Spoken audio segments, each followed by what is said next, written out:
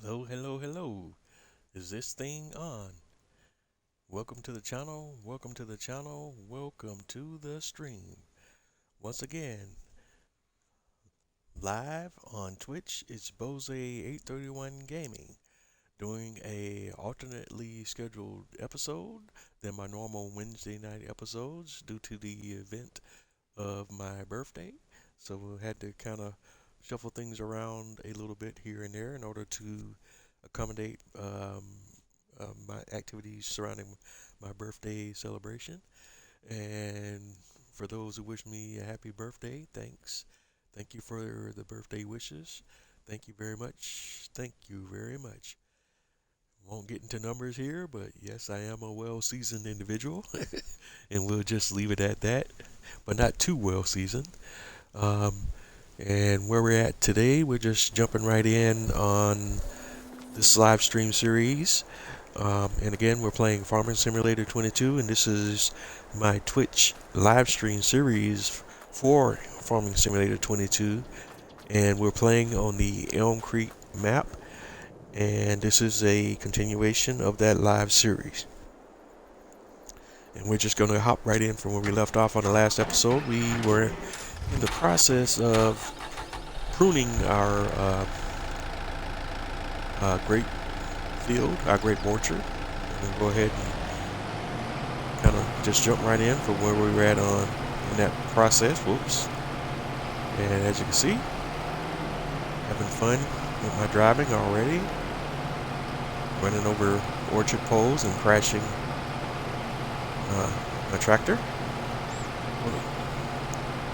This is kind of where we're at. We're just kind of finish the pruning of this field. That's going to take a little bit. And then we'll kind of take it from there. And unfortunately, since I'm still doing this series on Twitch Live, we have to actually go through the actual pruning process as it's happening real time. So no jump cuts here, you know.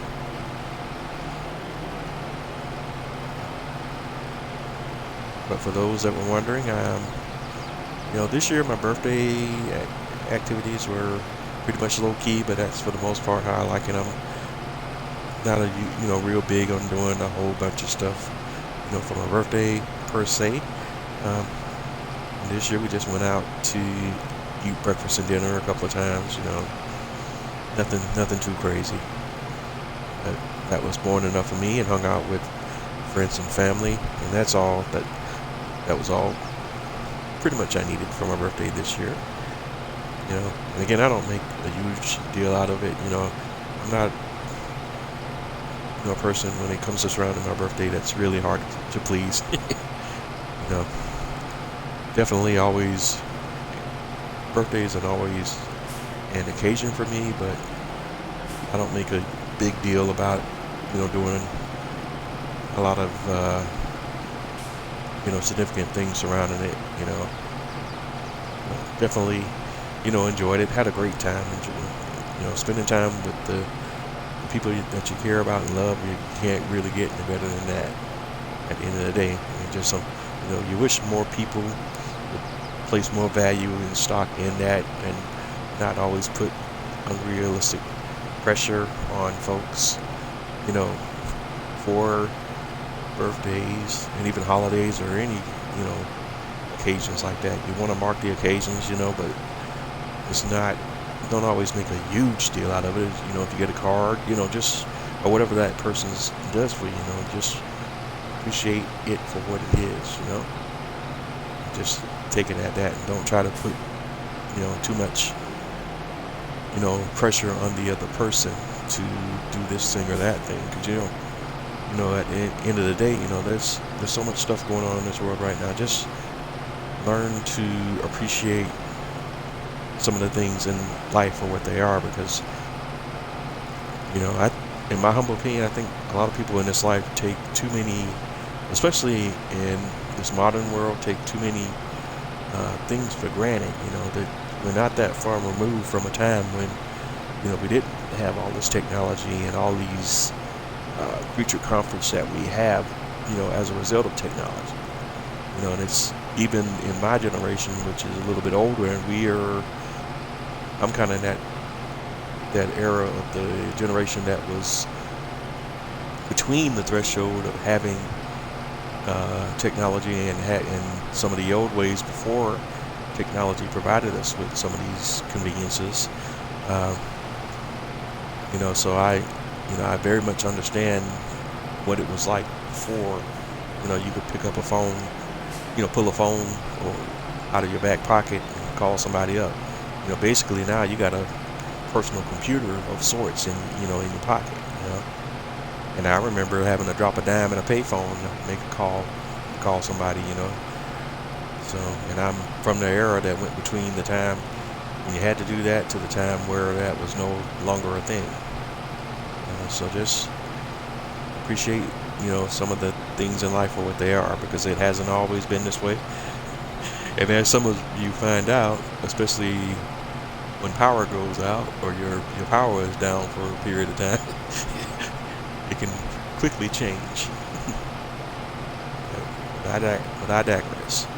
But getting back to the game, just trying to get this pruning process done here on this field.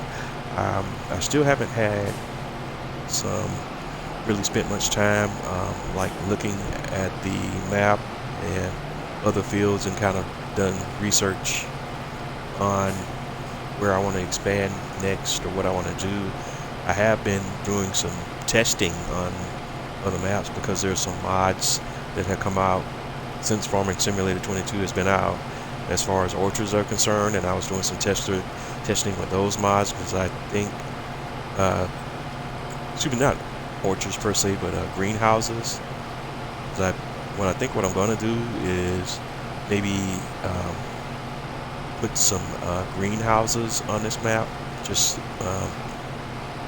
in part for the sake of this video series, and also just for quality of life and just that sort of thing. And I know some of those mods are not super realistic, but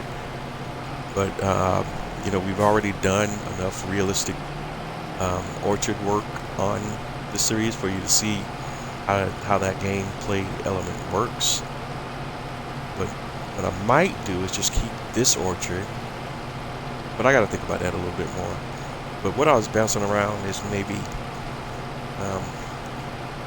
removing this orchard and putting the additional greenhouses on the map in this area, and still doing a grape and maybe even the olive crops, because with the greenhouses mods that I've been testing, I could do that, but we won't have to do all these extra steps, and I won't have to have all of this extra equipment because the mods that I'm talking about in particular, there's one that basically is a greenhouse, has greenhouses for grapes and olives, and you maintain the grapes and olives just like you would a greenhouse, and you don't have to have all the special equipment, and the greenhouse will produce grapes and olives without having to do all the pruning and all the other stuff you have to do, or having the additional equipment. But I just got to give that some more thought, because to me that is kind of cheaty. So I don't know if I want to per se play that way, but I do want to get into the experience of doing some additional products in the game and just having some additional gameplay experiences. So I still want to bounce that around a little bit more, but I'm probably, just for the sake of something different to do in the video, going to do that, but I don't think we'll do that this week. I still got to bounce that around in my head and see how I want to proceed. But that, and if I do decide to do it, that is something that we'll do together live on this series. But just to try to change it up, I might go ahead and do that, because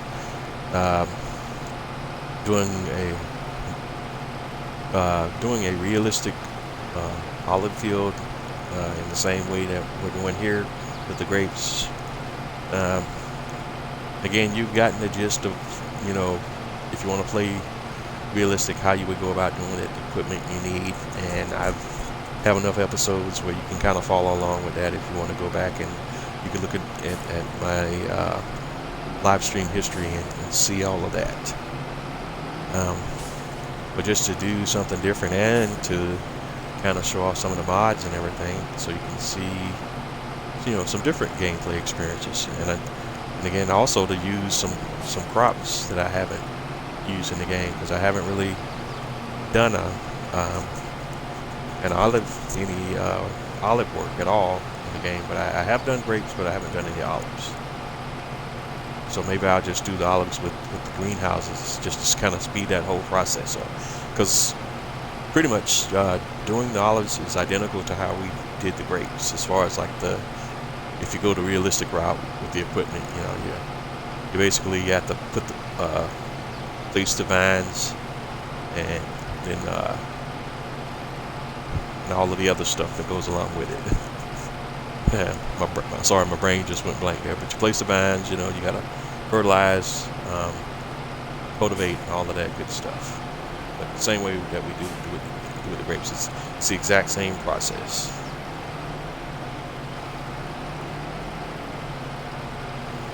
But I also want to,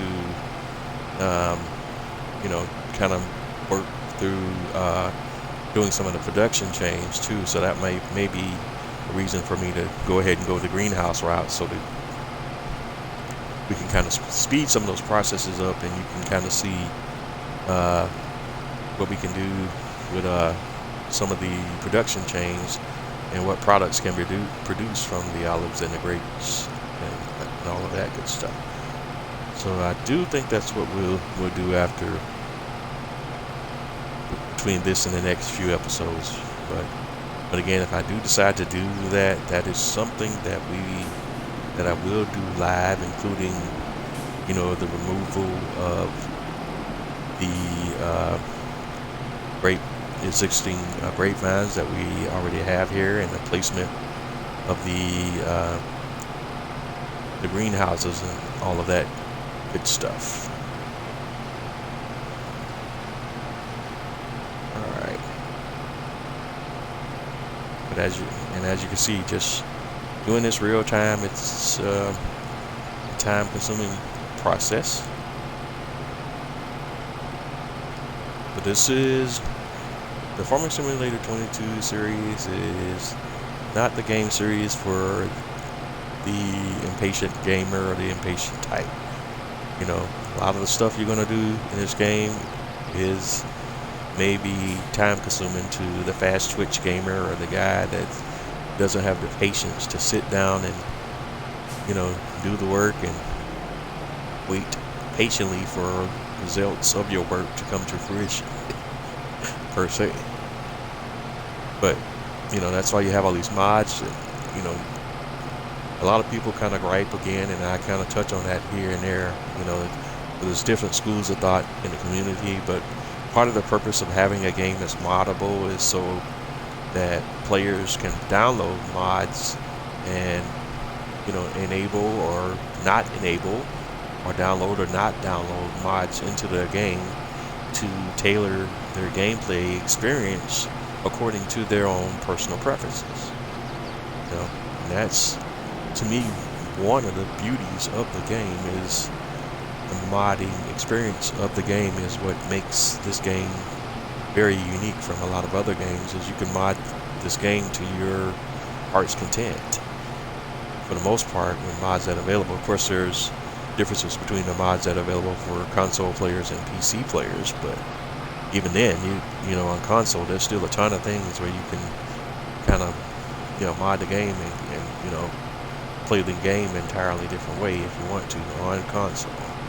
You know, but if you want the ultimate modding experience, that, you know, that's obviously going to be on the PC, but that, you know, that's pretty much going to be the case with even a game that wasn't built to be modded on purpose.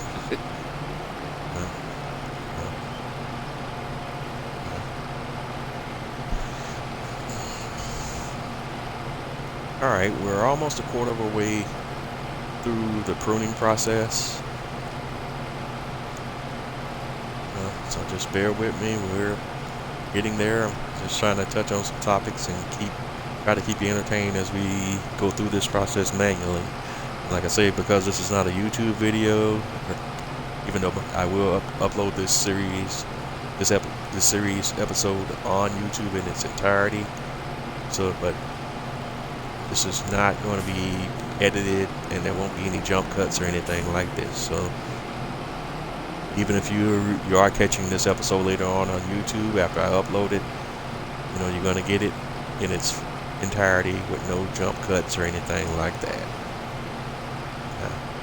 And as I have talked about, I'm in the process of prepping to work towards getting a video card, a capture card.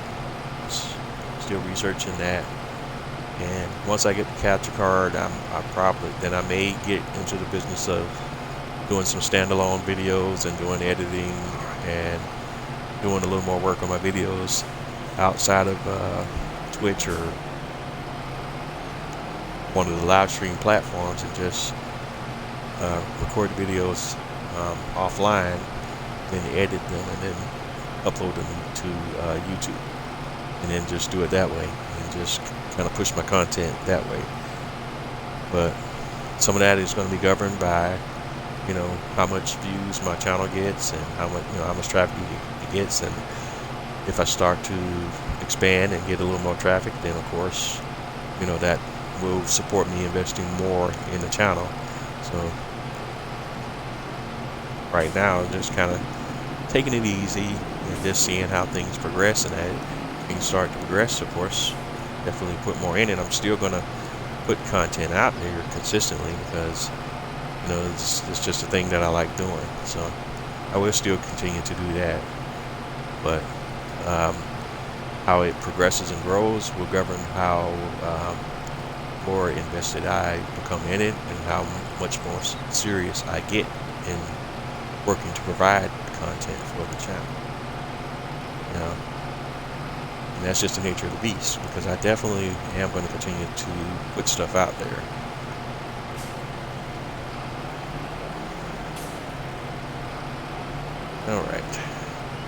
Alright, got about 5 more rows to go, and then we'll be done with the pruning process. And I think that will pretty much wrap up everything that we have that we need to take care of on the farm for today. Because we're still on day 1 in November. I have to double check my production chains and make sure we don't have any stuff out there that I missed, because I do have a tendency to miss a few things, here and there from time to time. And it's just for me coming back around and just doing different things. And when I'm offline and I'm not on this series, I'm usually playing other games, because I like to call, well, I won't even say that I like to call myself, but I am a hardcore gamer of sorts. But that being said, I'm not super good at well, I won't say, let me not frame it that way either. I'm not great at any game in particular. I'm good at a lot of games, but not particularly great or a super expert at any game in particular. I just have a very diverse background in gaming, and and I'm pretty decent at mini games, but I'm not the guy that's gonna fast scope, jump into a game of Halo or Call of Duty and fast scope, a quick scope, everybody all over the board and stuff like that, And I would use a first-person shooter as an example, and that's really not one of my favorite genres of games I like to play. First-person shooter games are probably, and I know this is probably going to be blasphemy for a lot of folks, but first-person shooters are probably my least favorite type of games to play. I'm really more of a sports simulation type game player. those are sports are arguably my favorite type of game. They're probably right up there with single person role playing games like The Witcher and different little stuff like that. That's probably my favorite type of game. And then of course, simulation games like this game that we're doing here, Storm Farming Simulator 22, is right up there as well.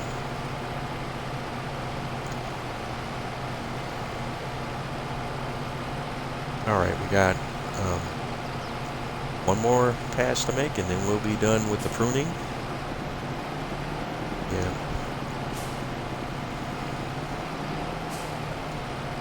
And just thinking out loud, probably we'll go ahead and do just to kind of speed this whole process up and just kind of showcase some other stuff that you can do with the production chains and all that stuff, which we will probably come in here next week. And I'll go ahead and remove this whole grape orchard, and we'll probably just repurpose this field for greenhouses, I think. And you'll be able to see us coming here, me coming here and do some different stuff on the farm with some of the different products. Well, and looking next door, I see something that we need to do right there. Look at all those weeds. That's not a good look over there. So we're gonna have to do some weed spraying. All right, so we can fold the pruner. We're done with the pruning process. And we can go ahead and take this equipment back to the main farm.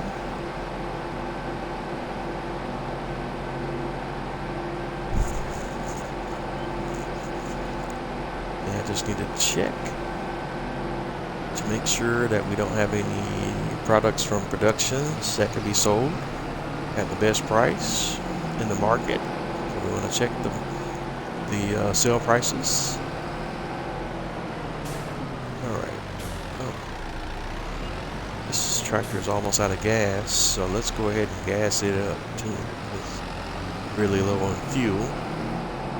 We'll go over here to our fuel tank and gas up. Refuel.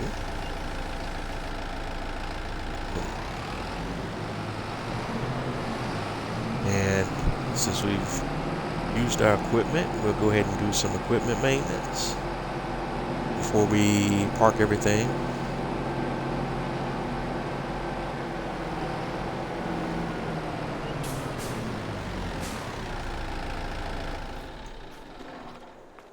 So we'll just go over here to the shop and dial that up. Okay, wow, where's the shop? Not seeing my little tractor gizmo set up. Oh, that's why I'm not far enough in there. Alright, zoom, zoom. Okay. Let's drive back in there. Now we go in the workshop and hit the workshop button. Repair. That's what we want to do. Repair. Alright. All our equipment is new and shiny. All at full maintenance. Alright. Well, not new and shiny, because it would only be new and shiny if we did the repaint as well, but it's reconditioned. Alright, so and drop the pruner off. Alright, that lined up. Back right in here, about right there, detach. Okay, that I didn't fall over.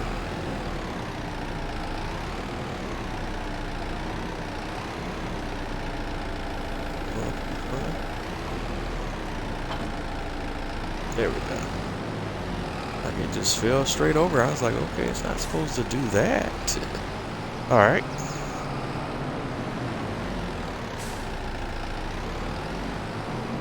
we just parked a little mini tractor right here in this little cubby and call it a day. I like this little Kubota M5. It's a nice little tractor, really cool looking.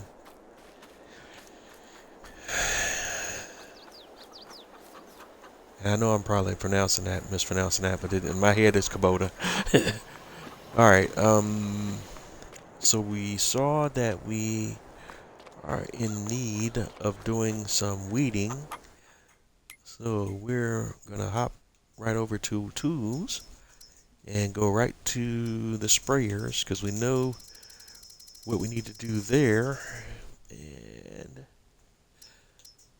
we have a collection because I don't know if I went over this in some of my previous videos, but there's been some modded versions of the base game sprayers that have been released that have been adapted with the adapted for the precision farming mod. So you now have versions of the base game sprayers that actually have the ability to do spot spraying. Let's see here. Which one do I want to use? But since I'm a Kubota type of guy, I'm going to go ahead and go with my favorite, and that's the mod that's part of the Kubota equipment pack, and that's the Kubota XMS 218. And we're just going to go ahead and bump it up to the 28 meter working width. Keep the decals on their standard. Capacity we'll do standard, and because none of my fields are that big yet that we're doing. And we're gonna do weed spot spraying on, and go ahead and lease. And we just need to jump over to one of our tractors. Actually, let's just go ahead and grab the Kubota that we typically use for all of our yard work. Excuse me, our field work. All right. I see I forgot to pick up the weight for my other tractor when I was wrapping up some work on the last episode. So while I have it on the brain with us, let me go ahead and pick that up. So I won't be spending time chasing down a weight on another episode that's right in front of me. Don't want to lose the weight.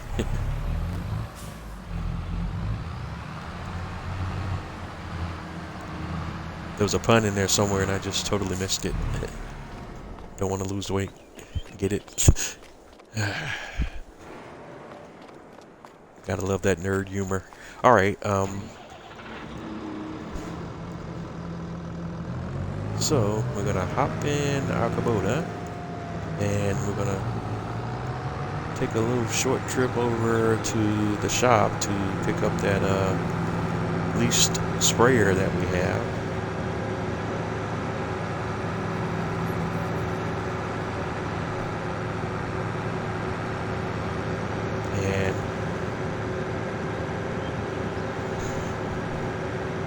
And from there, excuse me, we're going to go ahead and spray our wheat field, I think that was.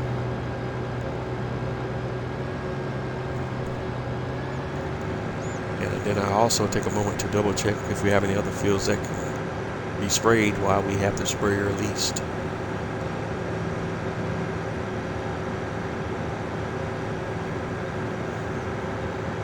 But depending on what growth state the field is in, I may not be able to do any preemptive spraying until weeds actually appear on the field.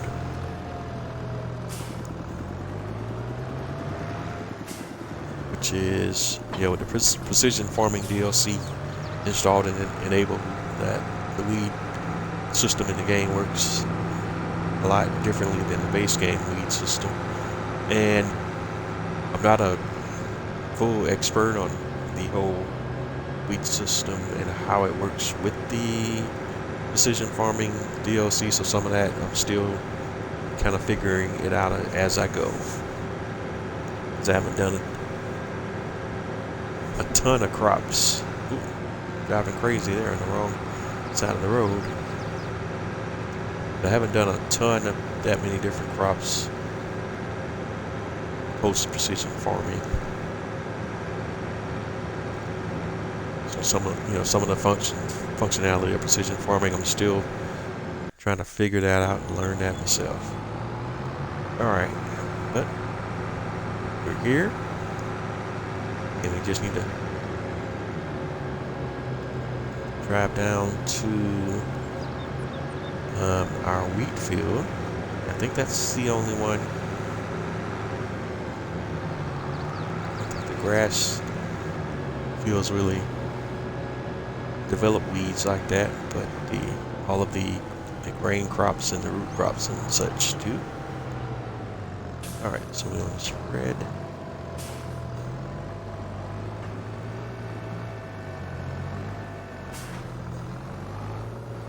Unfold the sprayer.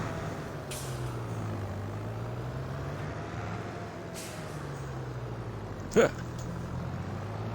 All right. And everyone that's already laughing at me in the background, please continue to. Because you know what vital step in the process we forgot to do as far as the spraying of weeds. We forgot to get the spray or the herbicide. You can't spray weeds without the weed spray. Brilliant, brilliant, brilliant. All right, so we're going back to the main farm to pick up some herbicide. We have plenty of herbicide at the farm. We just need to pick it up and load it into the sprayer before we go out to the field to attempt to spray for weeds on the field. Funny how that works, isn't it? All right.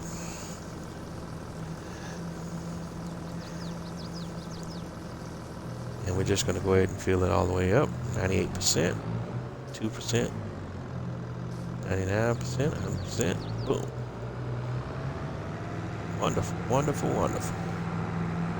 See, it works much better when you fill the sprayer up with herbicide. Then you go out to the field and you attempt to spray for weeds. Yeah. All right. And if you are having feelings of deja vu, it's because you are. All right, so we're driving back out to our wheat field. This time with a sprayer that's loaded with herbicide. And we're going to unfold our sprayer.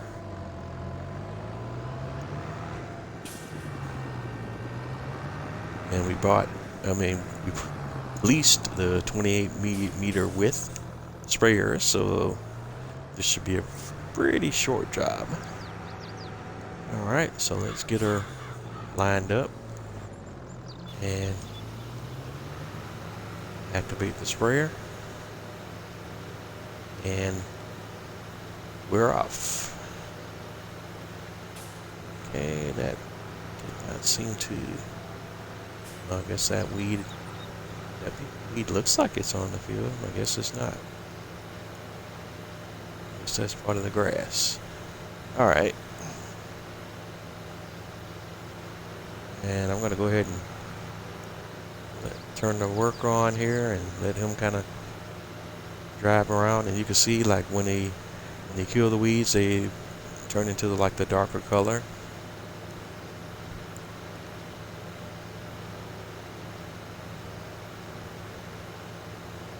And I actually kind of like that too, because it kind of gives a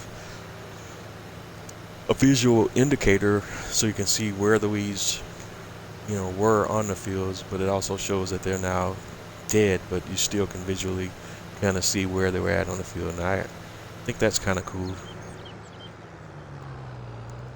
Don't know how super realistic that is, but it does look cool in the game.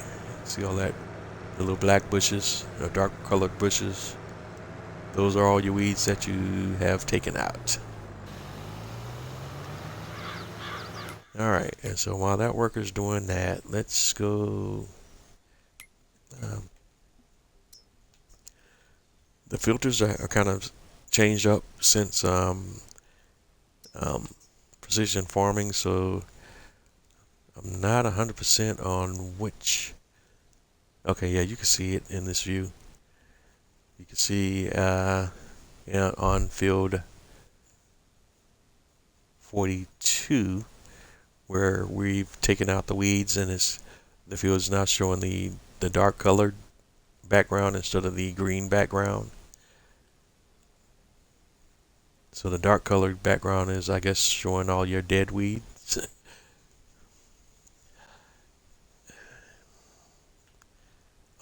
Yeah, because you can see the same thing on 45 and 46 where we've already sprayed for the weeds on this combined field.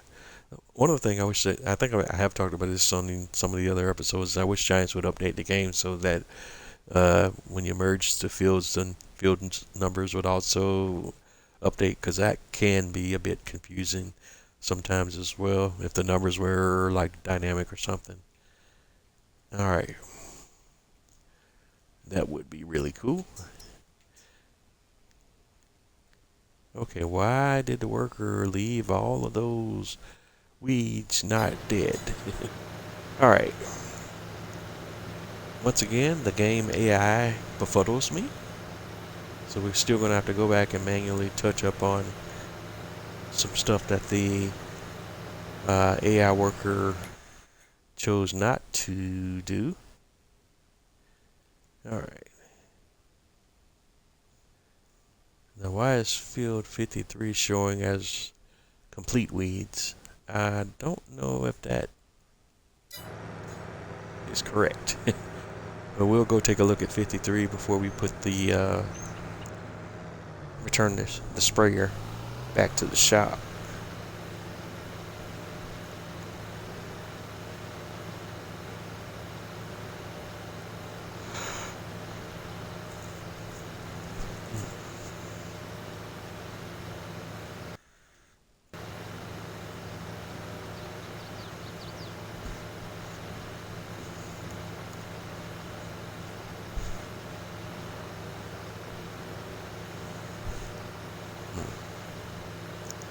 But strangely enough, not un, not sure why the worker did not um, drive all the way down to the edges of the field before they stopped and turned around.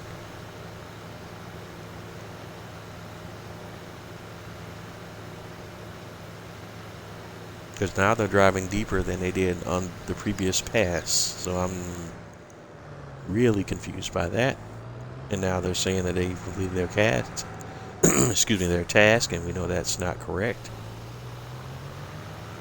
But we will go ahead and finish up the task manually.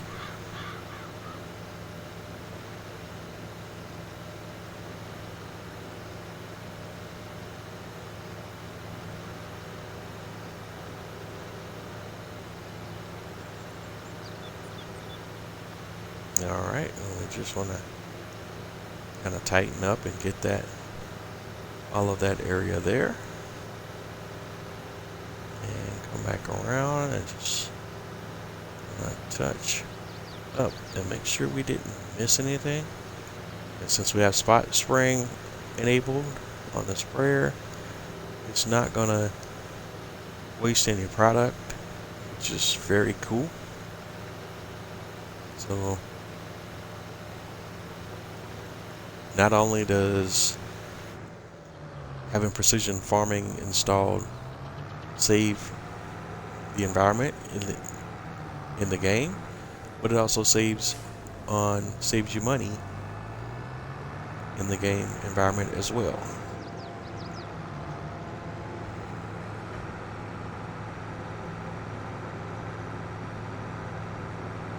All right, and we wanted to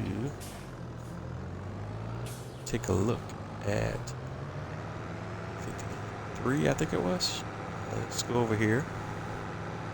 Take a little shortcut. Well, actually, this is not a shortcut. This is a regular cut. But we're going to drive over here to, yeah. And I guess it is all weeds because we don't have a crop down, that's why. And the pH value is bad, but that will... no, so that's... So do we need to lime this field? Alright, this is kind of an experiment of sorts, but we're gonna kind of just pop this out and see what it does if we weed before we put the crop down. I just want to see what will happen here.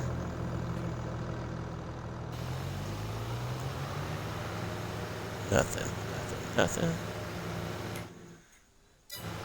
Yeah, that's...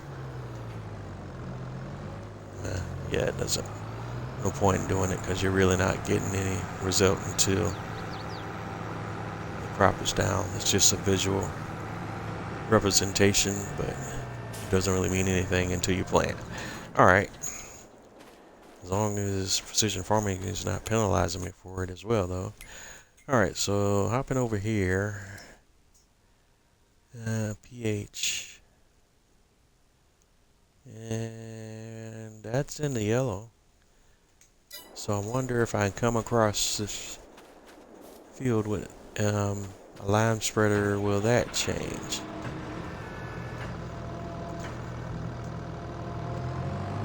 Alright, I'm going to need to test that theory out as well.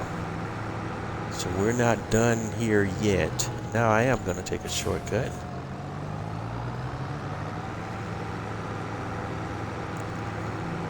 And again, as I stated earlier, with some of the precision farming stuff, I'm still kind of learning as I go, and it seems like some of the results with precision farming are still a bit inconsistent to me.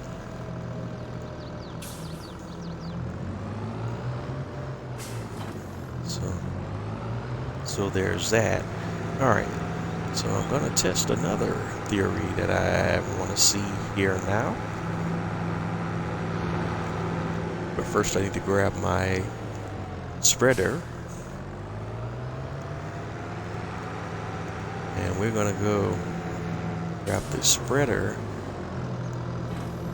and grab some lime.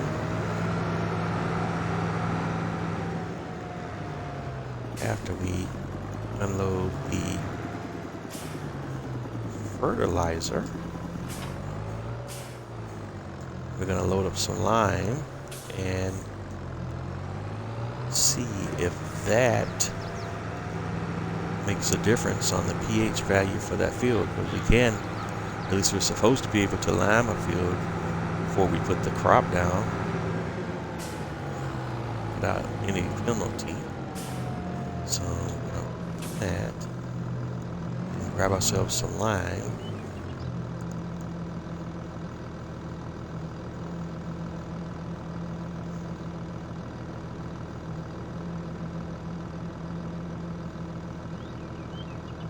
Not a fast fill rate on this silo, is it?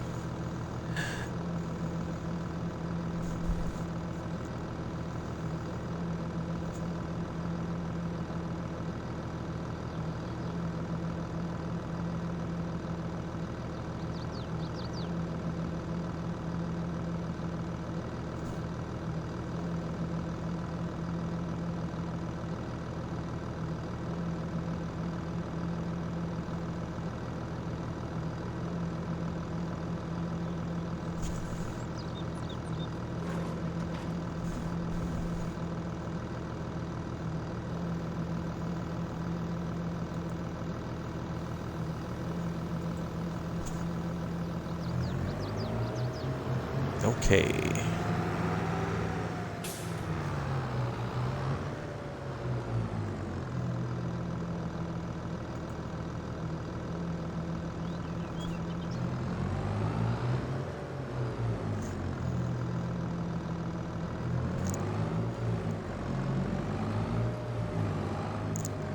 All right, so we have the lime loaded up.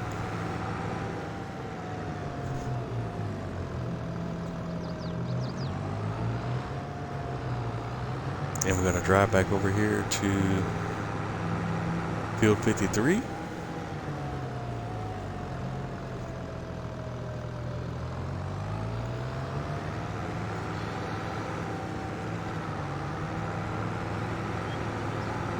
And we're going to test my little theory. Alright, get it lined up, turn on the lime spreader. Alright, it looks like it is putting the field in the green, so yeah, we can go ahead and lime it up. So that's what we're going to do.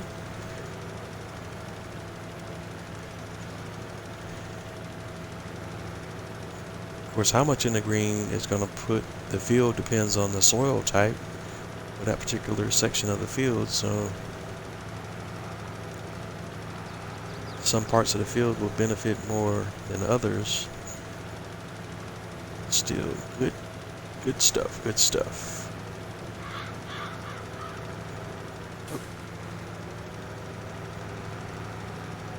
Back it up, back it up, back it up.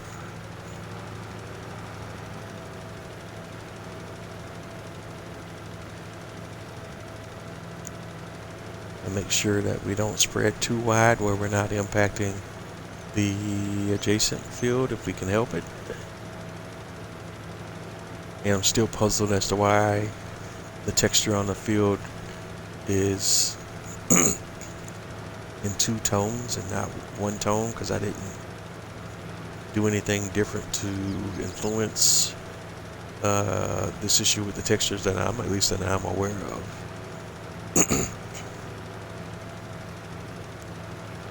All right.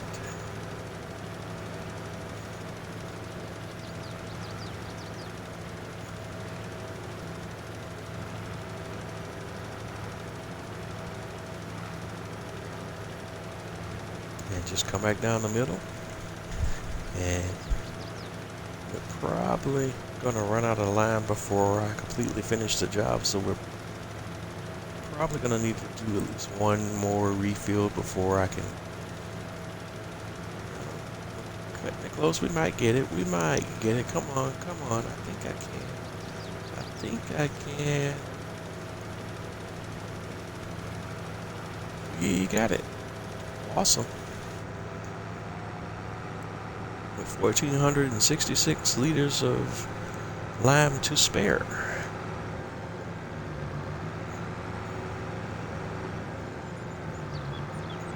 Alright. So now we can mosey on back to the main farm, unload our lime,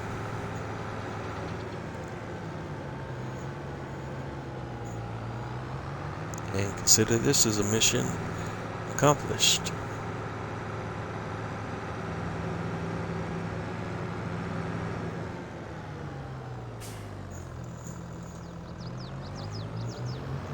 And as we should aspire to do on most days when we use our farm equipment, we want to go ahead and do maintenance after we've used our equipment. So we're going to do repairs.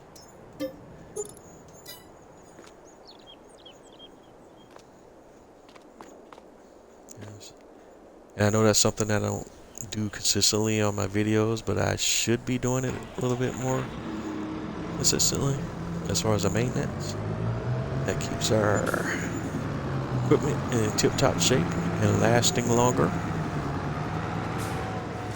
Alright, and we're going to go ahead and gas this tractor up as well.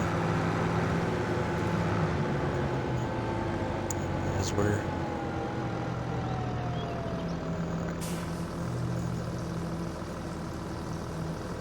not going to worry about cleaning it off right now, because that is something that's more cosmetic than functional in the game. Alright, so cover and refill.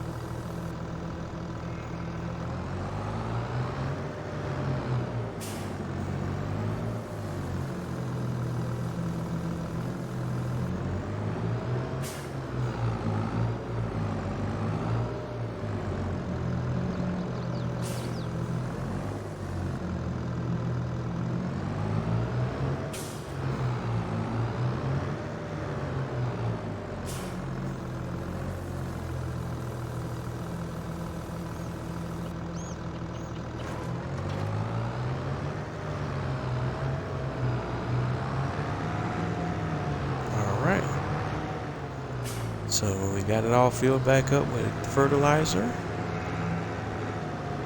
And just go ahead and park this tractor in our garage. We're done with it for right now.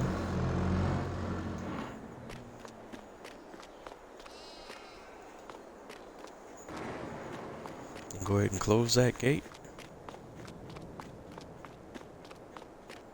I don't know, why don't we have that one open?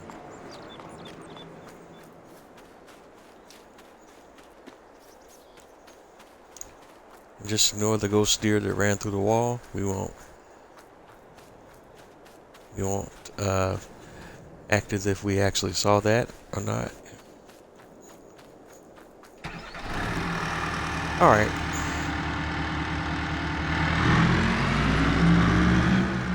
So let's pick up slime pallet. Fuel chipper.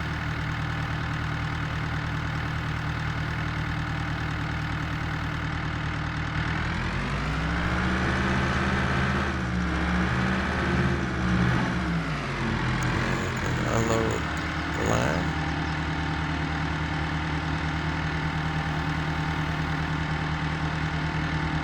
And let's see what is the scenario with the lime silo.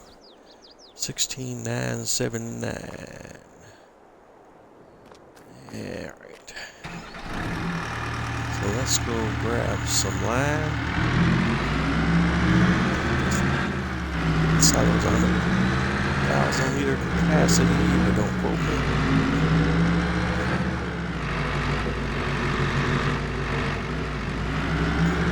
We're gonna go over to our lime production. Our lime crusher, but also our lime stone crusher, but also our lime production point. And start filling. Got 99,000 liters of lime in here. And I think we have the truck set to the realistic capacity. Let's see.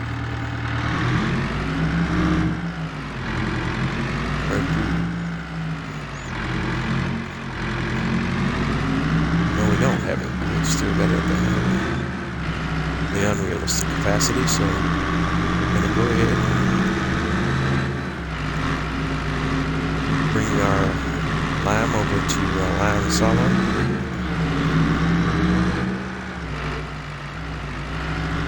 And unload as much of this load as we can.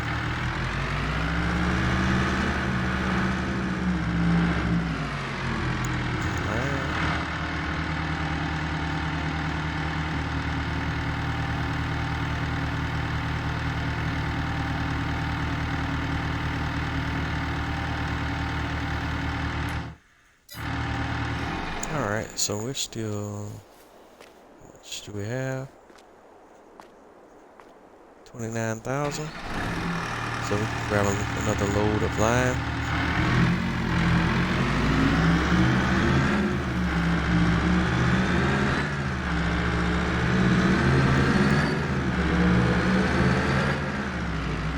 And it is, so the truck is set at the realistic capacity. My eyes are just messing with me.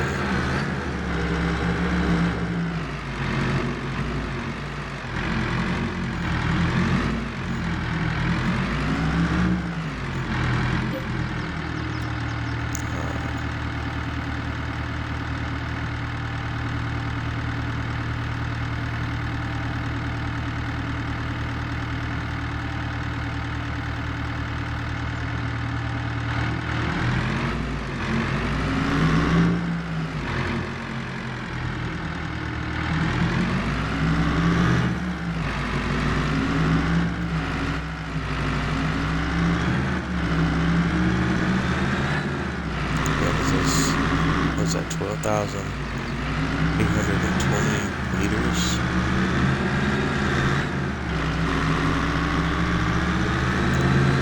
Which at that rate will have to make a ton of trips to refill this lime station all the way up to its max capacity if it's to store over 100,000 liters of lime.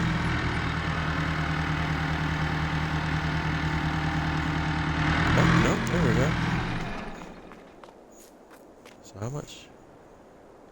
Oh, it's only 35,000. Okay. I don't know why I thought it was more than that.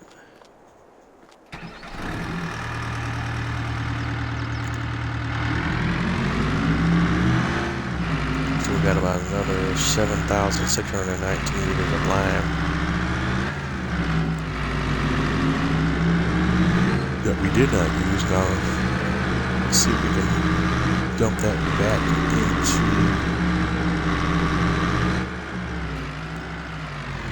Yeah, we can. Good.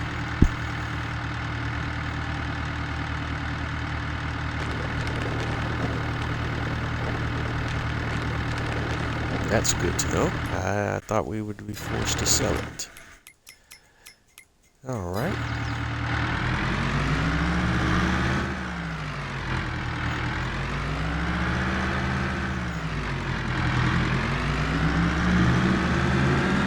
And so we're done with the line. We were able to refill the silo back to its max of 35,000 liters. We've sprayed a couple of our fields that needed to be sprayed with herbicide. And I think that pretty much covers everything that we need to do today. Last thing I will want to check is our marketplace to see if we have any products from our production chains that we can sell. And if nothing else, then we should be able to be ready to move on to the next business day.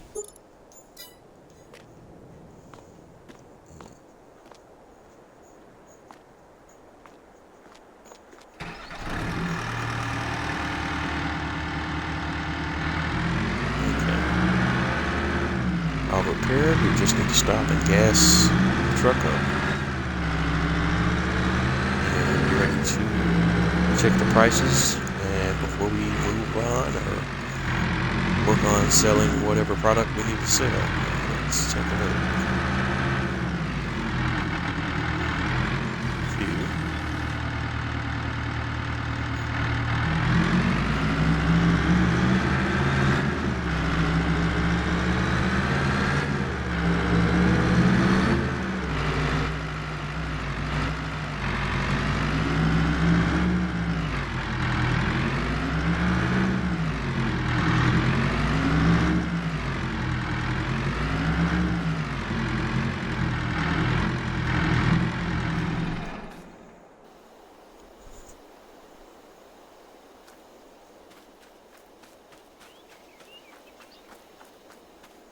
Alright, so let's go take a peek at the prices. So we want to go to the prices menu, and we want to flip over to the seasonal fluctuations menu.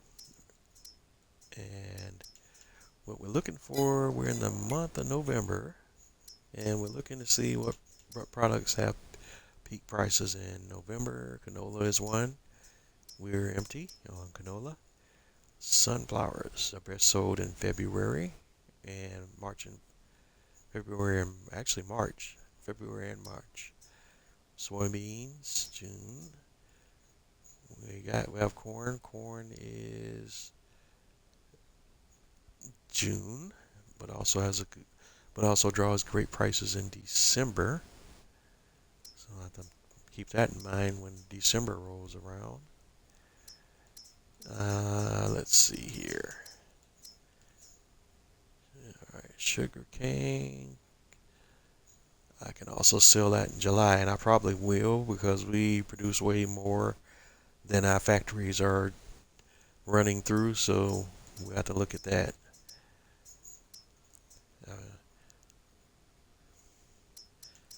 In fact, since we overproduce, I may want to look at putting down another silo just for the storage of our excess sugar cane so that we can hold on to it and sell it when it reaches its best price. Not that my farm is hurting for cash or anything like that right now. Nope. doesn't matter. We use that in our productions. All right. Same with straws for the animals in our productions. Alright, let's see. And as far as like a production chain products, bread is December, cake is January, butter goes back into the production, cheese, January, we don't have fabric or clothes, sugar goes into the production, we don't have any honey right now, we're not doing cereal yet, none of the oils we have, we've sold our grape juice, we're not doing raisins yet, and all of our greenhouse products, our lettuce, tomatoes, and strawberries, those are set to automatically sell. Don't have to concern ourselves with that. January for chocolate, don't have any forestry production, so no planks of furniture, fertilizer used on the farm, manure used on the farm. Slurry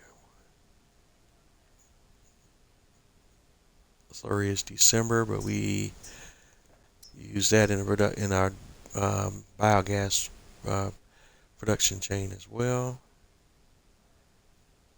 344,067.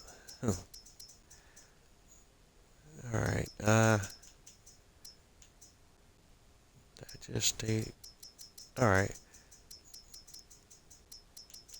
Watermelon, melon. Oh, and these are all some of the new production chains that are available based on mods that I have installed. So none of these will come up now, but we do have mods installed that add these additional productions to the game, but I don't have any of these on the map at this present time. Alright, so nothing there. But I do want to go check one more thing based on what I'm seeing here. Make sure I'm not missing anything with my let's move the filter over to the main standard filter, but let's hop over to our biogas plant.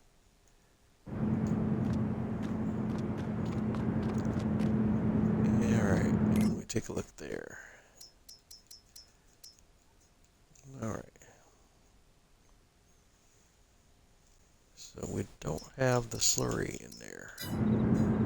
But if I was just looking at the cows and the pigs, we have a ton of slurry, don't we? Let's see, what are we looking at here? Where can I see that? Sorry, having a brain malfunction here. No, that's not what I'm looking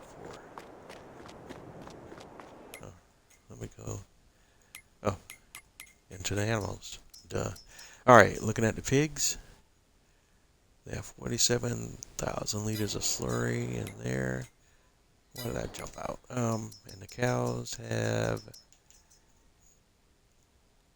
296,250 liters of slurry. They're not in the red yet, so we don't necessarily have to move any of that around.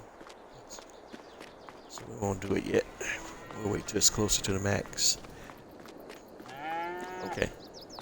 So, looks like we're done here.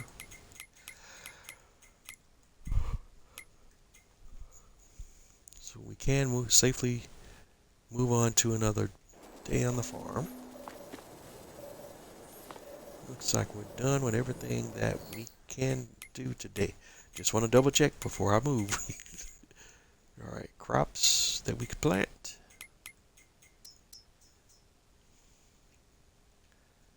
Alright, we got 40 that still needs to be planted, 53 that still needs to be planted, 55, and 41 sugar cane, 50 is corn, so we know those sugar beet, so we know none of those are ready. But you gotta be mindful of the oat and the sunflower. And then we check the crop calendar. Oat is March, sunflowers is March. Okay, so nothing doing. So it's rockabye baby time.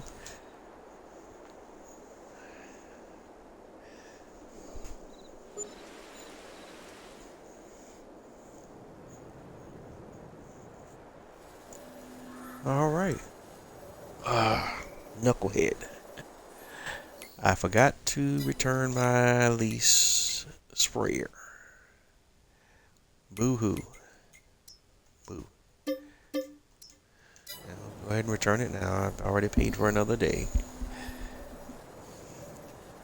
We won't need it yet. All right. With day 2 in November, it's time to get to rocking on the farm.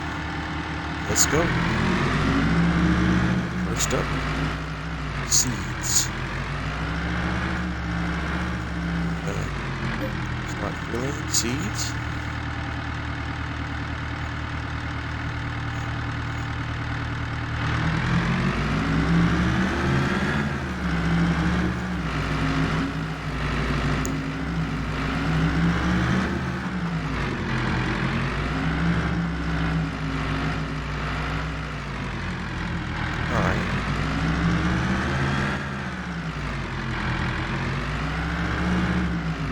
Now that we're at this point,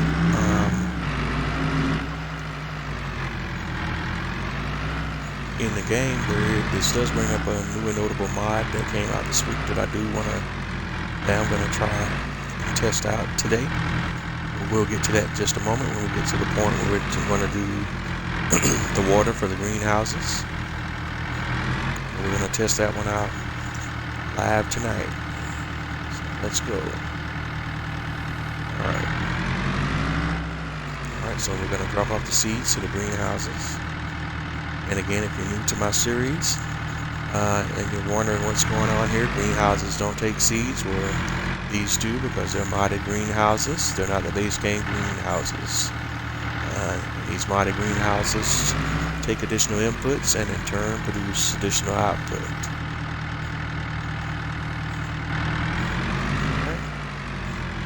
The way I have the greenhouses lined up, if you're wondering why I have them lined up this way, is so I can not have to make multiple trips in order to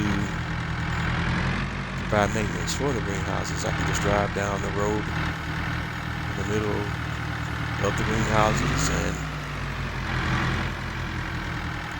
tend to all the needs of the greenhouses in one pass, and I have to make multiple passes normally to take care of all the needs of the greenhouses.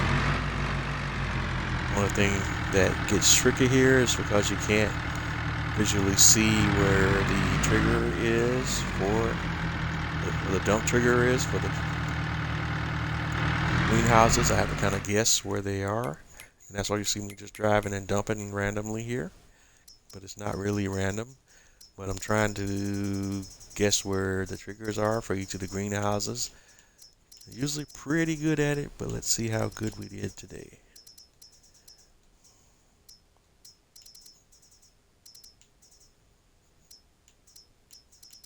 Alright, we're just looking at the seeds. Just scrolling through, we did seem to miss one. Or yeah, just missed that one. Missed that one. And looks like those are the only two.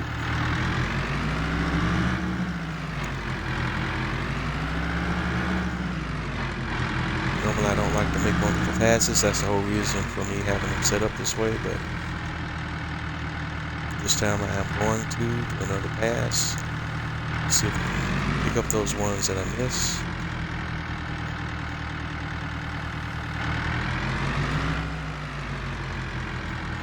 It's all just kind of guesswork here.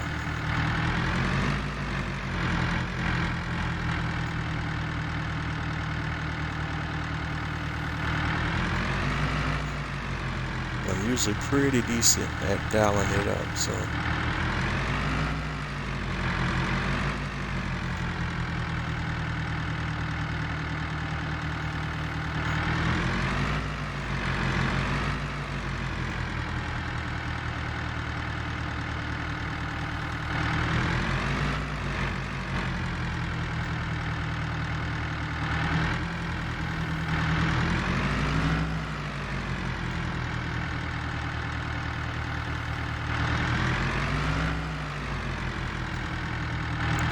says no capacity for seeds, so that leads me to believe that we did get them all this time.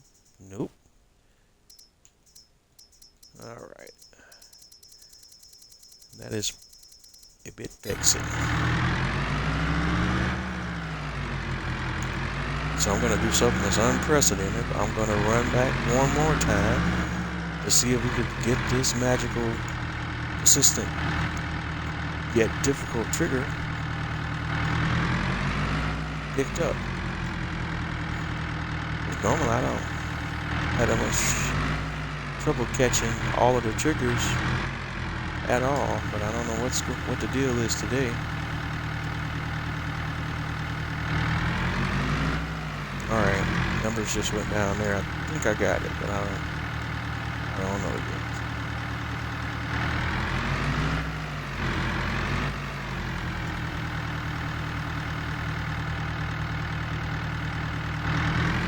Because the numbers are changing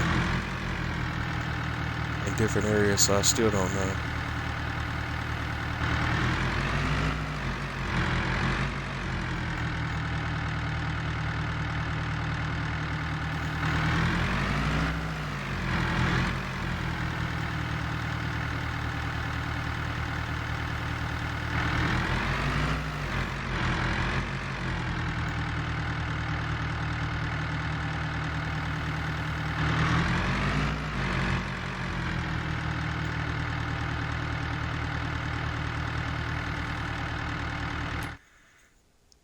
Alright, let's take a look one more time.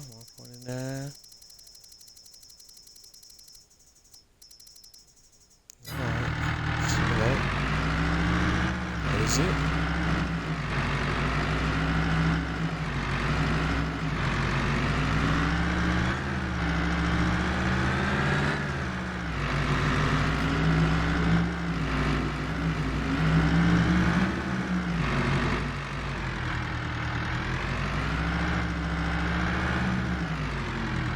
Alright, we're going to unload the seeds.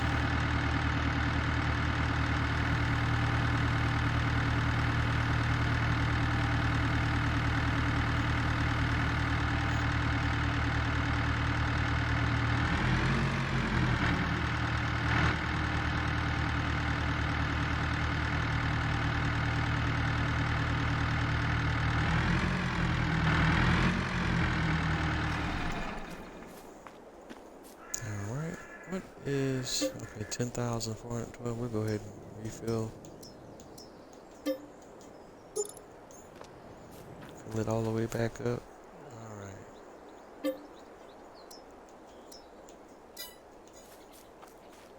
I should have just placed one of these for the memory feed.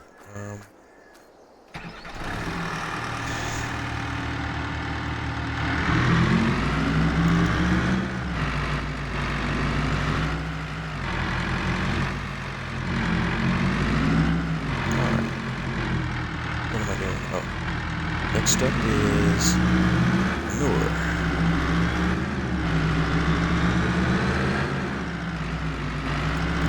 So we're going to go over to the animal pens and grab some manure.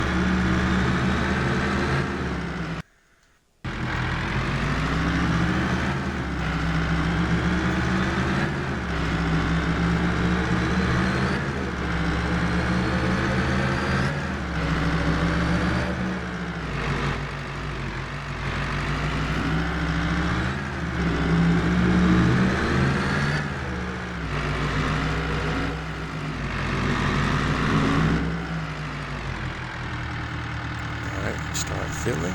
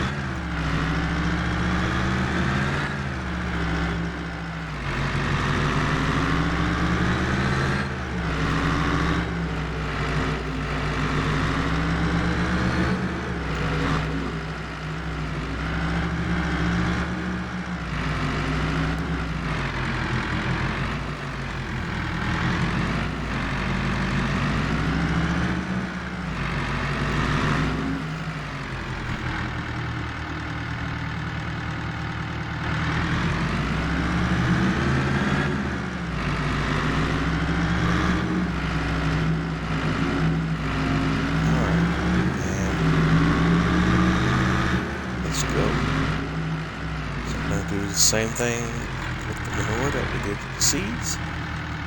Hopefully we'll have better results with the manure than we did with the seeds. Because for the last few streams I had been doing pretty well with the seeds, but for whatever reason tonight it's just a little bit off for whatever reason. But I had been pretty much catching the seeds on the first try for a few episodes now, but I don't know what's going on today.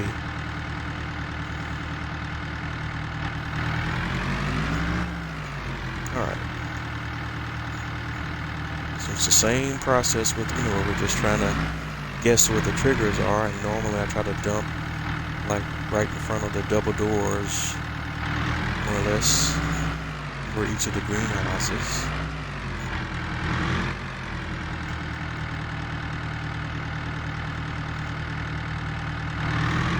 I probably need to do, and I just have to do that with some offline testing, is trying to do some testing and get a better, and just put down some single greenhouses from this mod and just do some testing so I can kind of figure exactly where the triggers are in front of these greenhouses, so I won't have to guess as much.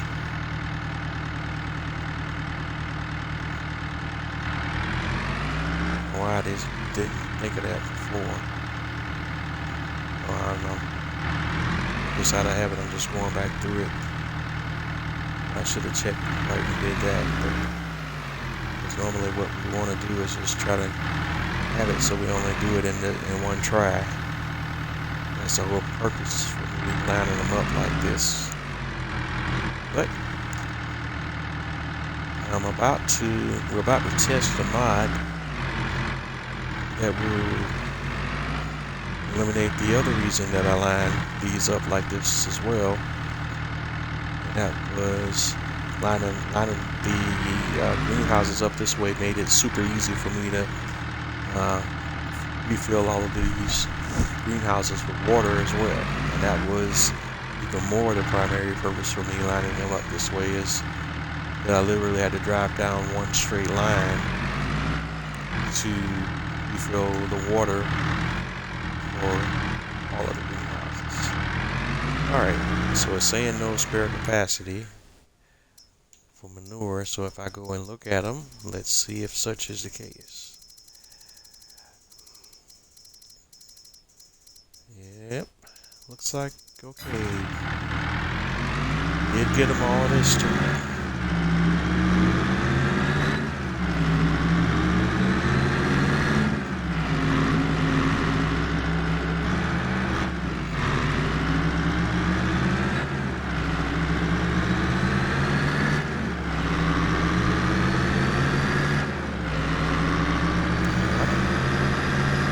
Take our excess manure and we're going to go ahead and drop that off in the VGA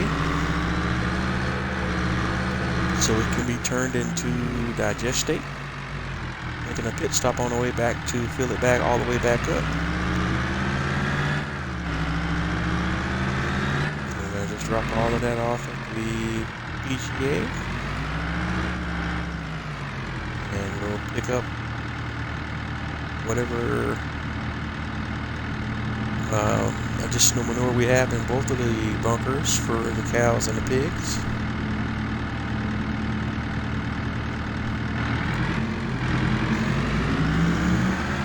We'll do that now.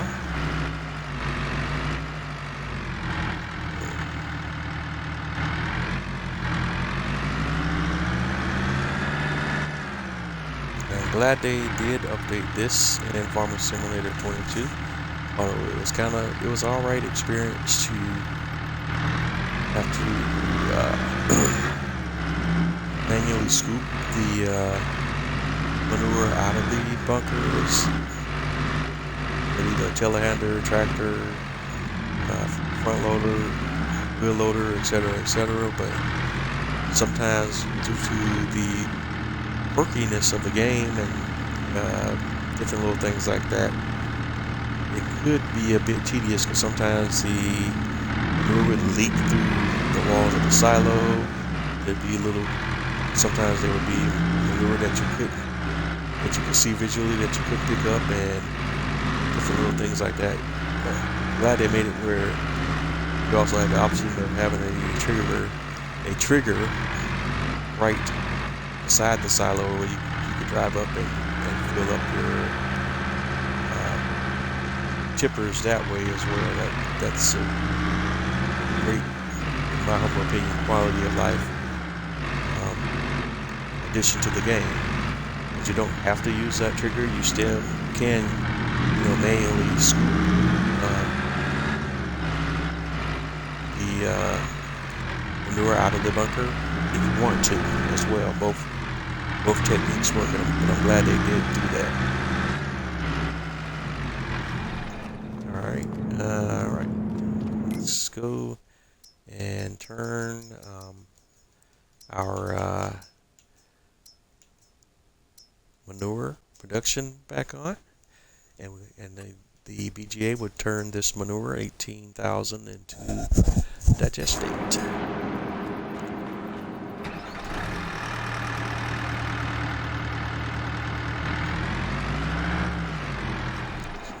Correction. It will turn this manure into digestate, methane, and electric charge.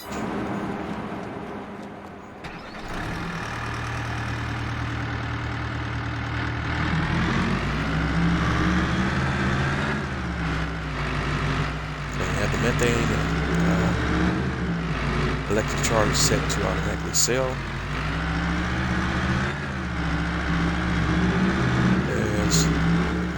Since I have an electric telehandler, once its charge starts to dissipate, I'm probably going to switch the electric charge to storing so that I can have enough in the BGA for me to charge my telehandler back up. But not anything to be worried about at the moment. The telehandler still has plenty of charge left in it.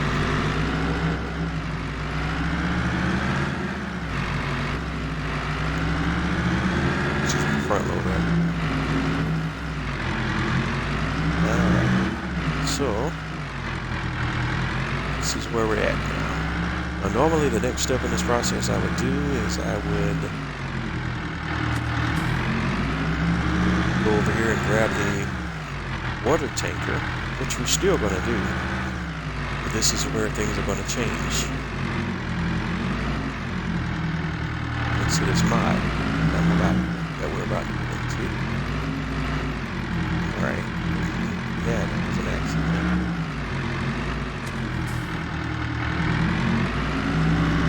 Alright, so we got our tanker.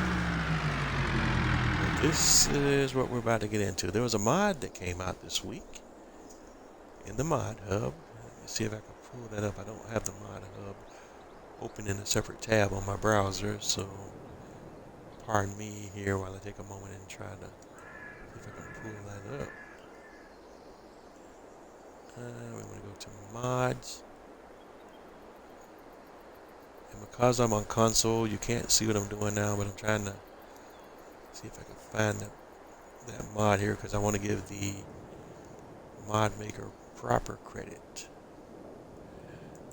Okay, and the mod is called the Water Distributor, and it's by D3R Joe Allo. I can't quite make that out. Let's see.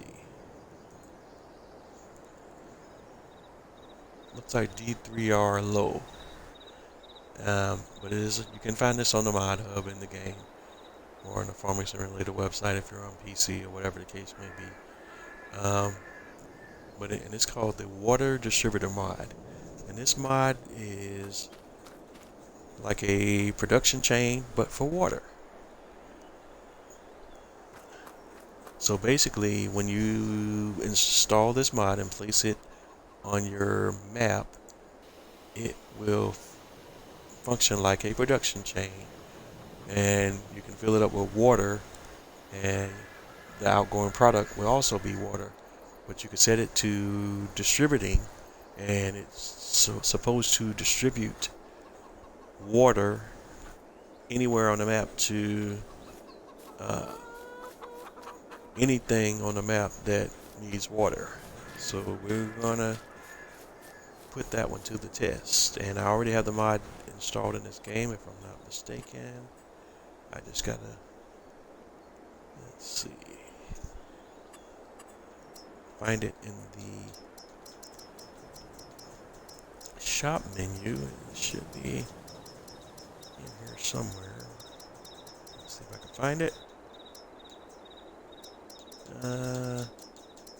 Oh no. No, don't tell me it's not here. Water tank.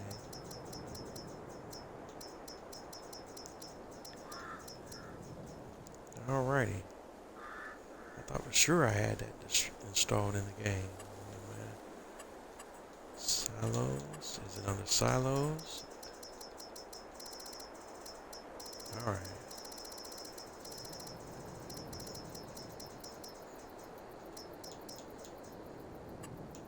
Making me out to be incorrect tonight. Supplementary water tank. Should be here, but I'm not seeing it anywhere in the menus. Unless I'm overlooking it. I thought it was supposed to be under the container menu. Alright. Because all the mods all sort over to a separate section in the menu. There's a standard water tank and a few different modded water tanks I got. Where is the mod? I'm not seeing it.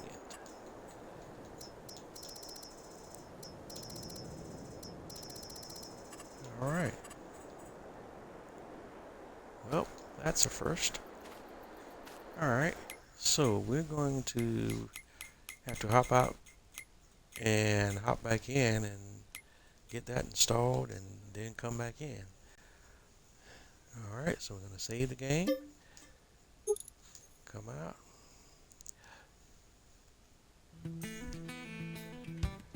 And we're going to hop into the in-game mod hub.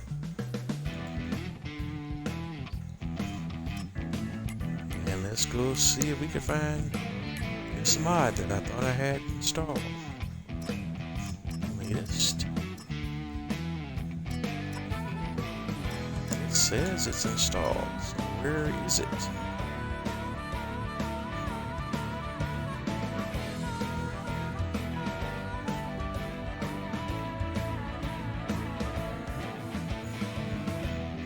So why am I not finding it in the game? Water distributor. Okay. So we're gonna go back to our game and let's look at all of the mods that are here on the screen. You should see it here somewhere. I'm looking for the water distributor.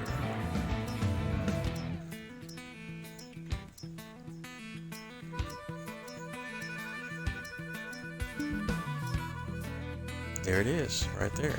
And it's checked.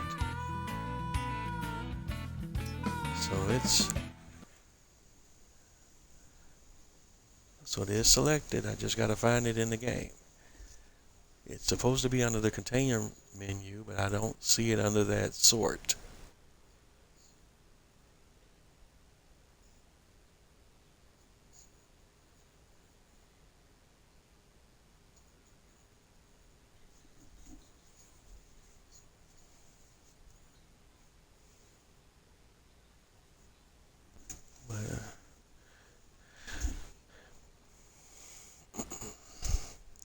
Well, what I'm probably figuring is that it's probably not named consistently in the game menus, and that's my problem right now.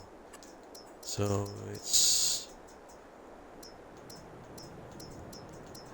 but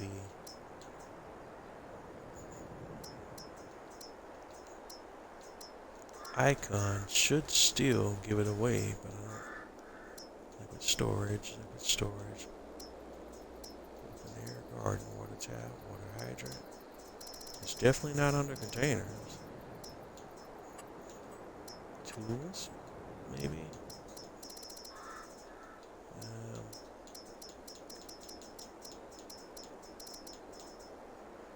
nope. It wouldn't be under farmhouses. That wouldn't make any sense. Nope. Just had to check that out. I have an idea. I bet you it's under production. Bet you it's under production. Let's go all the way down, down. Yep, what a distributor. All right. And we're gonna put that in the same general area where the water tank that we have on the original layout of this map is. So about right, let's see, right about here. Let's back it up. Right about here. Yeah, I didn't know it was gonna do all that stuff with the landscaping either. All right, and let's go ahead and do some landscaping and some painting. My tongue gets tied up sometimes when I'm trying to spit certain words out. All right, asphalt, and just kind of dress up the terrain here a little bit to make it look a little more presentable. All right, so we got that distributor down. And let's go over here and get it all set up. So this is supposed to work. Again, it's a production chain, but it's supposed to distribute water to any device or place on the map that needs water. So we're going to put this to the test. All right. We're going to go ahead and drop some water in here first of all. So let's go fill up our water tanker to the max and drop a few 100,000 liters of water in here.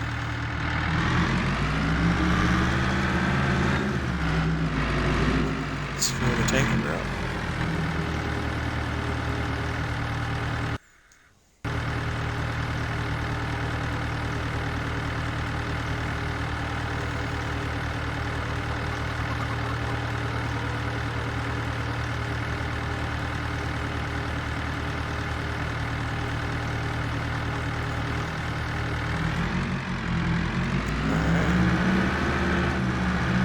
We got 60,000 liters of water, and we're going to go down here to the distributor and unload here. So start filling. Start filling. Unload.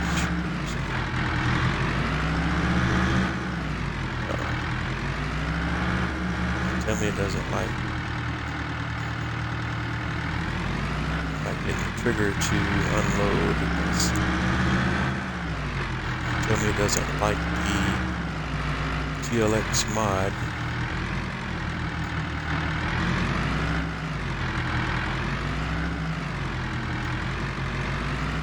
It's not picking it up at all.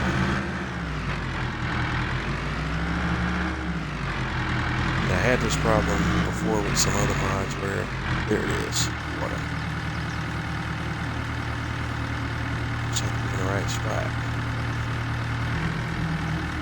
The icon is over there, but the actual trigger is on the other side. Alright, so we got some water in here, and we want to switch this over to distributing. Now what's supposed to happen with this mod is it's supposed to supply water to all of the productions, which technically all the animals and the production chains are, and the greenhouses are, all of the productions on the map that need water. So let's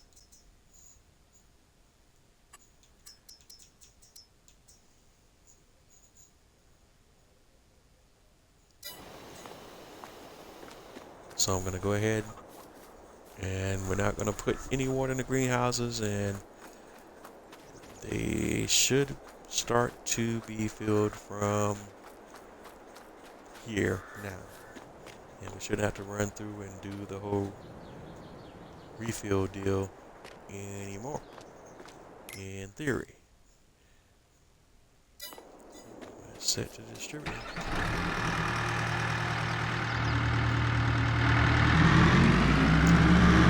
Go ahead and fill it all the way up to its max capacity. That's going to take a couple trips. I'm just going to do a couple here just for purposes of the live, but then we're going to move on to some other things, and I'll just finish filling it up off camera.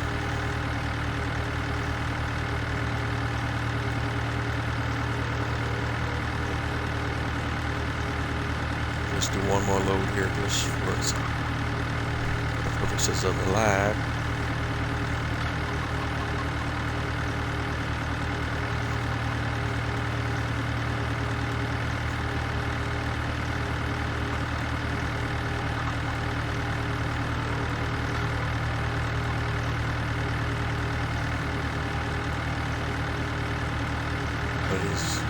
But according, as I understand it, this mod will supply all of your productions with water. Specifically, it was designed for the greenhouses.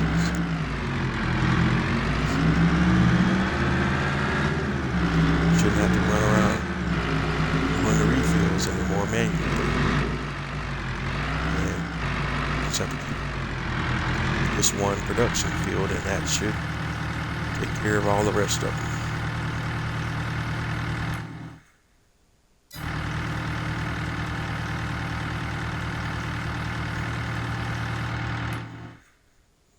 And I just wanted to fill it up to it was in the green, so you can see that, and then we'll go look at the greenhouses and just kind of see where they're at and what they're doing. Okay, and it does show that at least one of them is filled all the way up, but I don't know what the cycle or frequency of it doing the refills or how any of that works. I guess we'll just have to keep an eye on that and see how it does over time. But there you have it, the water distributor. It says it does 24 cycles a month with 0 production costs. Alright, so we're ready to move on to the next part of our daily yard work. We're going to go to the cows and pigs. Start off with straw. And we already loaded up from our last stream, so let's drive over here and start dumping the straw.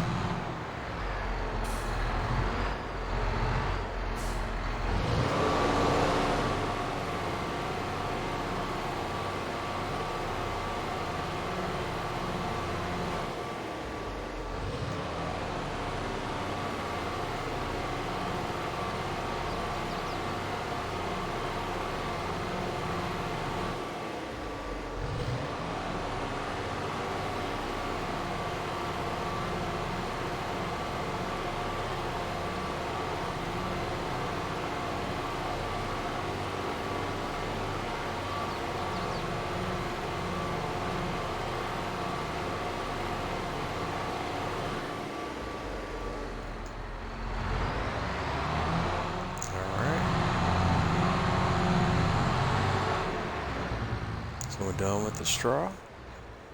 And next up is straw for the pigs.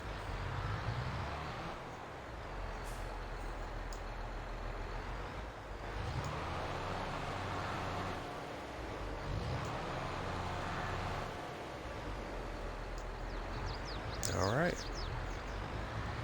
And we're going to park this trailer to the side because we want to go ahead and put some more straw bales in here to prep for the next time we need to blow some straw.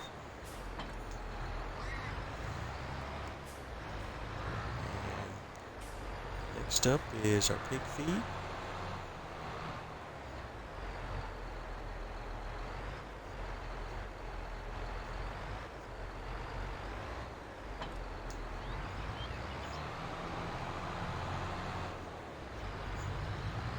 And just circle that around.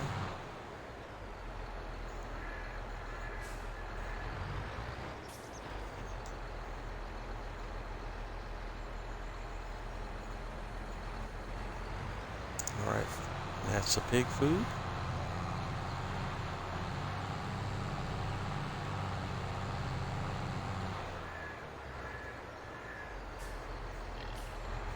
Alright, fill up.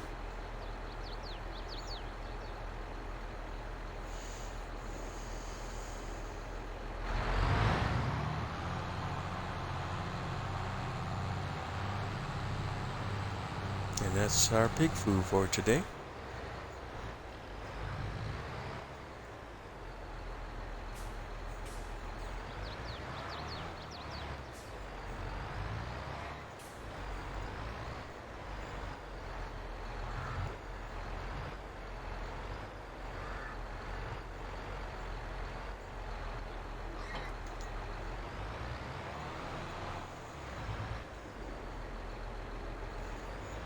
Next up is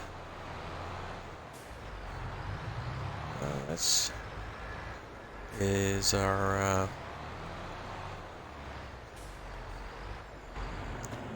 having a brain malfunction again. We're going to go ahead and top off the bales on the TMR mix, but we don't really need to do anything else. We're going to go ahead and do it anyways, just for general purpose. Because we have the robot feeder for our cow barn, so we don't have to do this, but still like to go ahead and get it done and not wait until the silo is almost empty to do my refills. Alright, so we're going to grab a couple of silage bales. Go ahead and drop them off.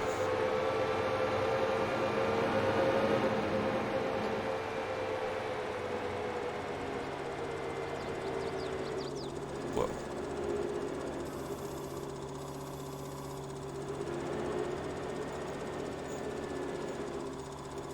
And as you can see, by the way, the front loader is kind of slinging around. It's kind of unbalanced due to the weight of the silage bales. Plenty of room there.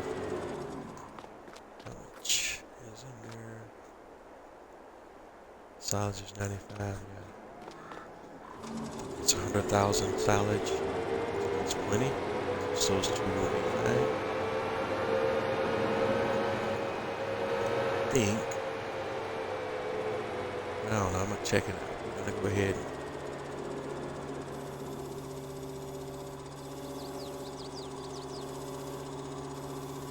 Where is? Not that one. Is it this one? Ah, that's the telehandler. Does that, isn't it? Yeah. This is the front loader. The front loader doesn't have the extended arm. Ah. Not what I was trying to do. I was trying to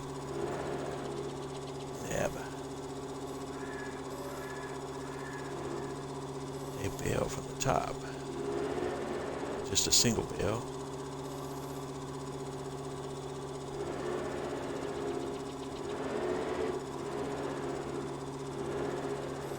go.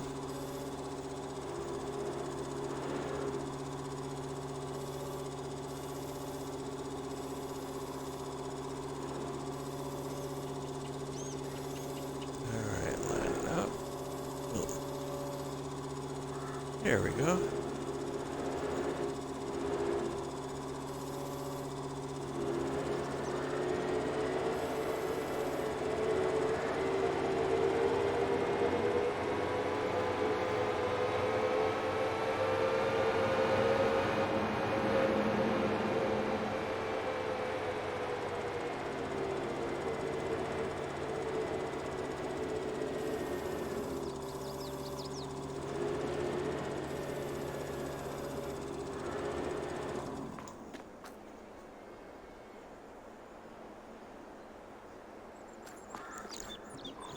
Alright, 98,000.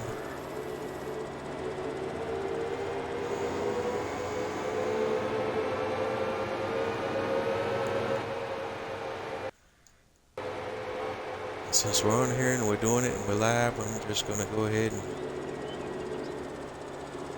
max it all the way out. So we're going to go ahead and grab one more bell and just max it all the way out. And whatever is unused, we'll pick that up and bring it back. So let's go ahead and do that.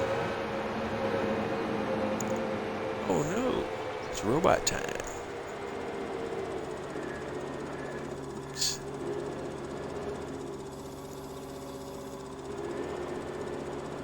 When watching the time, as you can see, it's at the top of the hour, and at the top of the hour of every hour, the automatic mixer starts its mixing process of the TMR. So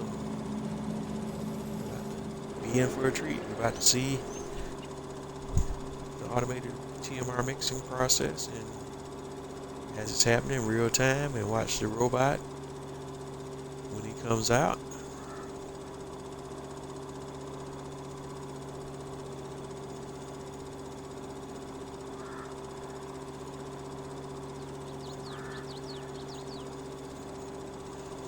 And as you can see, the mixer automatically gets just the right amounts of whatever materials it needs for the TMR mix.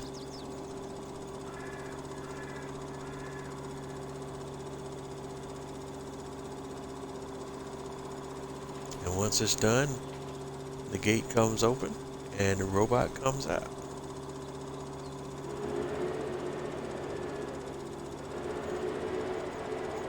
And away he goes, and he's off to feed the cows. Let's see.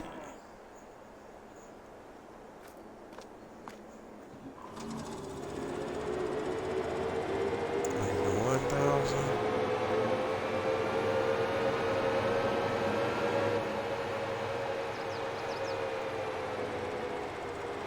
So the silage is more than 100,000. So we'll do 2 more at a time. Just go ahead and max all of the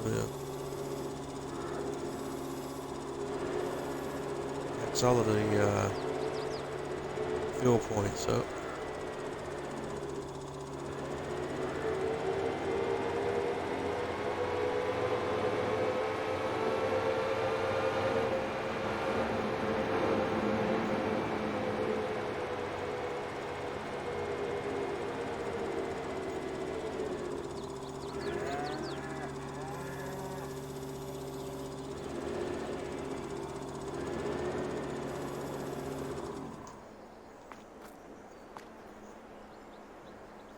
Alright, that's 108,000.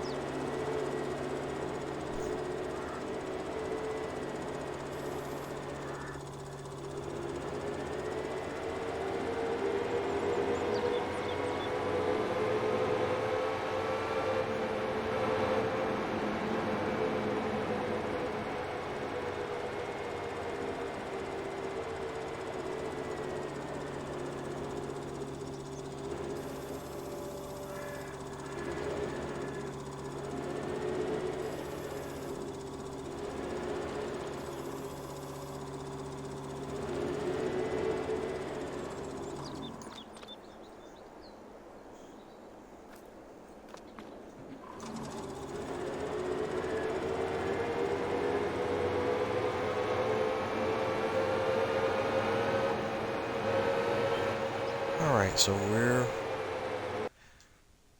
coming up on the end of the stream. Sorry I kind of went into quiet mode there towards the end, but we're just working on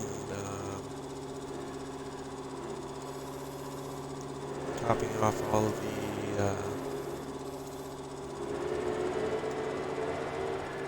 fuel points for the robot feeder.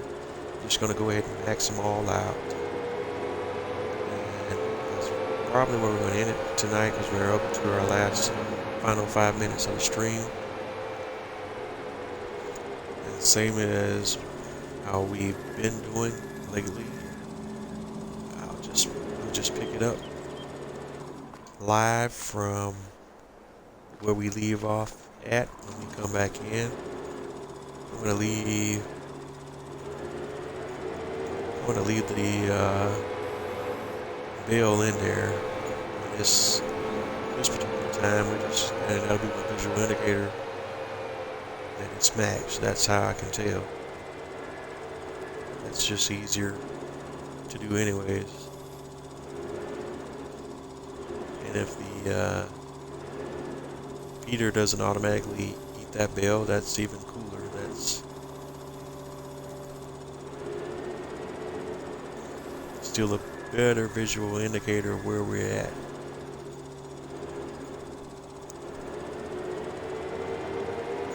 Or I could always come back in and scoop the unused bell out of there at a later time. Right now we just leave it in there even if it doesn't use the bell. Alright, drop these two in there. Boom, boom. And I think, because the silage is 120. And I think these are like 60 or something. Let's see, the hay, another 100,000. The straw, I think, was this. I think the straw was 60,000. We're about to find out. What are we at? Coming up on the last 2 minutes. Alright, so we're going to have to wrap this up pretty quickly. So, as we're coming to the end of the stream, I'd just like to say thanks for watching. Continue to like, comment, and subscribe. Find me on all of the major social media platforms, and I'm Bose 831 Gaming on all of the major platforms. That's Twitch, Twitter, Instagram, Facebook.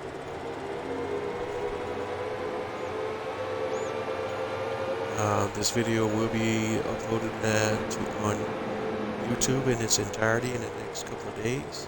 So if you didn't catch it in the real time, you can catch it on YouTube. But as always, like, comment, subscribe. And like I always say, if you're not having fun doing what you do, then what are you doing? Thank you for tuning in. Thank you for your support. Continue to like, comment, and subscribe. Thanks for watching. Thanks for tuning in. And I do hope to catch you on the flip side. The next regularly scheduled stream is scheduled to be on Saturday night. So look forward to catching back up with you then. We'll pick up where we leave off here tonight. What I may go ahead and do though, just to kind of speed some things up, is I might go ahead and ride horses off camera. Don't quote me on that. I got some other stuff I'm trying to take care of in real life. But either way, thanks for tuning in. I appreciate your support. Thanks for watching. And I will catch you on the flip side. Good night, everyone.